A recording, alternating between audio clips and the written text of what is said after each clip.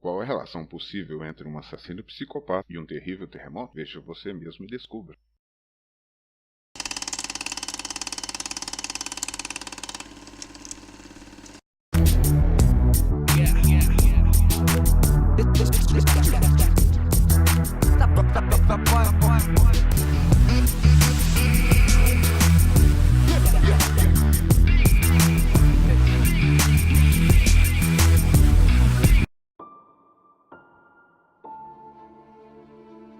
Entre 1972 e 1973, Herbert Mullen matou 13 pessoas na Califórnia porque achava que poderia impedir um terremoto com essas mortes. Conheça sua história aterrorizante. Herbert Mullen acreditava que em breve haveria um grande terremoto perto de sua casa, no norte da Califórnia, e tinha uma solução terrível para o problema. Ele, um esquizofrênico diagnosticado que ouvia vozes em sua cabeça alertando sobre o terremoto, acreditava que ele poderia impedir que o evento mortal acontecesse se ele matasse várias pessoas.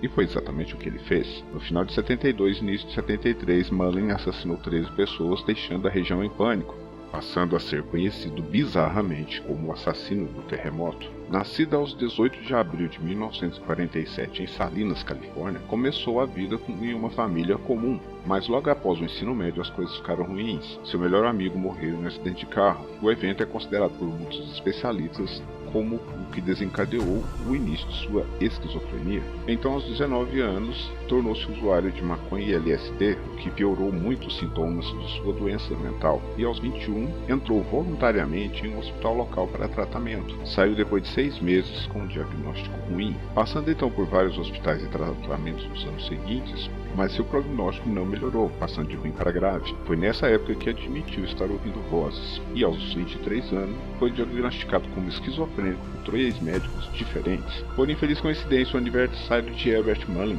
é no mesmo mês e dia do devastador terremoto de São Francisco de 1906, e como a sua esquizofrenia piorou, ele começou a desenvolver pensamentos bizarros relacionados a esse dia mortal. Em 1972, um matemático previu que em 4 de janeiro de 73, a falha de San Andreas, uma falha sísmica que existe na Califórnia, voltaria a desencadear um terremoto devastador no norte da Califórnia. As vozes na cabeça de Mullen disseram que o sacrifício humano seria a chave para evitar o desastre. Como Mullen explicou mais tarde em sua lógica doentia, os seres humanos, através da história, vêm protegendo suas culturas de terremotos e erupções vulcânicas com sacrifícios. Em outras palavras, um pequeno desastre proposital evitaria um grande desastre natural.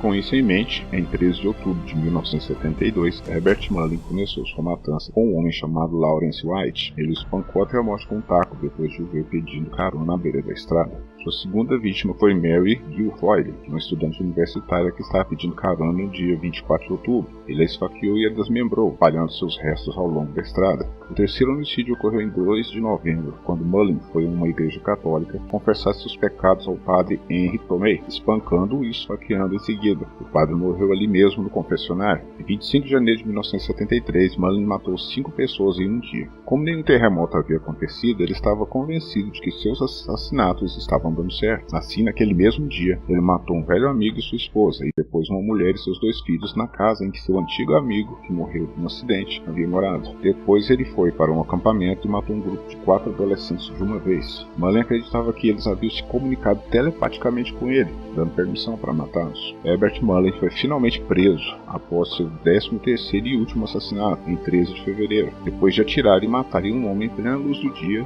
que simplesmente caminhava pela rua. Mullen foi julgado por 10 dos 13 assassinatos que ele havia cometido e se declarou culpado de todos os 10. Durante o julgamento, Mullen falou sobre as vozes que ouvia que lhe diziam para matar. Apesar disso, os promotores produziram evidências implicando a premeditação dos crimes. Ele foi condenado por todos os 10 assassinatos à prisão perpétua e permanece na prisão estadual de Mule Creek, em Ionia, na Califórnia, até hoje.